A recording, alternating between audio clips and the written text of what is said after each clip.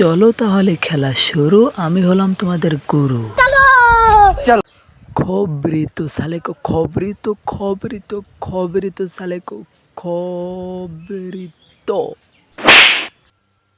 আহারে সোনা গো। আর একটা কোথায় এই তো শালা, এই তো টুমকে এবার খুলে নেবো একদম, তোর ভাইয়ের কাছে পাঠিয়ে দিলাম, একদম কানের গোড়া মেরে তোর ভাইয়ের কাছে পাঠিয়ে দিলাম।